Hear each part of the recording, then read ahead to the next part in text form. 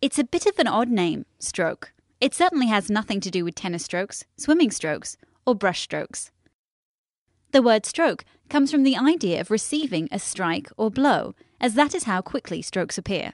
All of a sudden, people are struck by this illness. Did you know that every year more than 15 million people worldwide have a stroke? Of these, 5 million die and another 5 million are left disabled. Whilst most strokes occur in people over the age of 65, they can occur in much younger people too. But what exactly is a stroke? The brain, like all parts of the body, needs oxygen, which it gets from the blood. A stroke happens when blood flow to the brain is cut off. When brain cells are starved of oxygen, they become damaged, and the symptoms that follow are called a stroke. As the brain controls the whole body, the symptoms of a stroke can be wide-ranging, depending on which parts of the brain are affected. If the stroke occurs here, it would cause a drooping face. Here, weakness in the arms or legs. Or here, difficulty speaking. Other symptoms can happen too, like changes to vision, loss of balance, confusion, and memory loss. The effects might be barely noticeable, but are more often severe and disabling. Sometimes these changes can be reversed if treatment is started early. That's why it is so important to act quickly if you suspect a stroke. Remember, you need to get help fast. F is for face. Is their face drooping on one side? Can they smile? A is for arms. Is there weakness in the arms? Can they lift them both up? S is for speech. Is their speech slurred? T is for time. If you spot any one of these signs, then it's time to call an ambulance. Once the ambulance arrives at the hospital, a doctor will assess you and arrange an urgent scan of the head, which shows where the brain is damaged and what type of stroke has happened.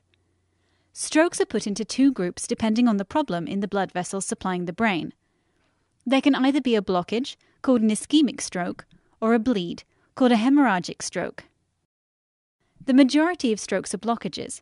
It's important to identify early on which sort of stroke has happened, as they each have very different treatments. Blockage strokes are commonly caused by the buildup of fatty material in blood vessels. This fatty buildup may lead to a clot, which blocks the blood supply, just like in a heart attack. This is why a stroke can be thought of as a brain attack. A clot may occur within the brain, or it can travel from another part of the body, commonly the blood vessels in the neck. Clots can also travel from the heart, which may happen when you have an irregular heartbeat called atrial fibrillation, or AF. If a blockage stroke is detected within the first few hours, a clot-busting medication is sometimes given to dissolve the clot. This is called thrombolysis. If thrombolysis can't be used, other medications such as aspirin will be given as treatment instead.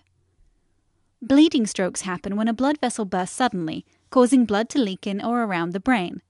In these strokes, blood on the brain can lead to swelling, a serious problem which may require surgery in some cases. Sometimes, stroke symptoms completely disappear in less than 24 hours. This is called a mini-stroke or TIA. Often, symptoms only last a few minutes, but just like with a full-blown stroke, you must go to hospital immediately if you suspect a TIA. This is because a TIA is a warning sign that you're at high risk of having a full stroke. Whether you have a TIA or a full stroke, daily medications are started and continued lifelong to help prevent further episodes. The effects of a stroke can be disabling, but given time, the brain can slowly adapt to recover some previously lost abilities. This is why stroke rehabilitation is so important. Rehab can be challenging, but many specialists are on hand to help alongside doctors and nurses.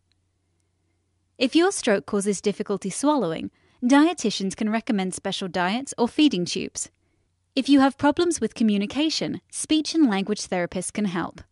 If it has become difficult to walk or perform daily tasks, physiotherapists and occupational therapists can offer exercises and home adaptations. Also, after a stroke, people often feel low or frustrated that they can't do the things they used to, and don't like being dependent on others. Counselors can help talk through these feelings, and many patient groups are available for further support. We've talked a lot about strokes, but what can we do to prevent them from happening?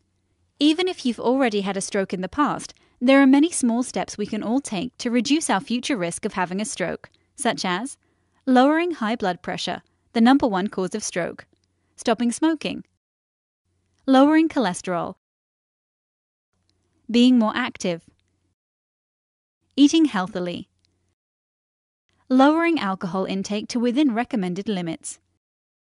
If you have diabetes, keeping good control of blood sugar levels.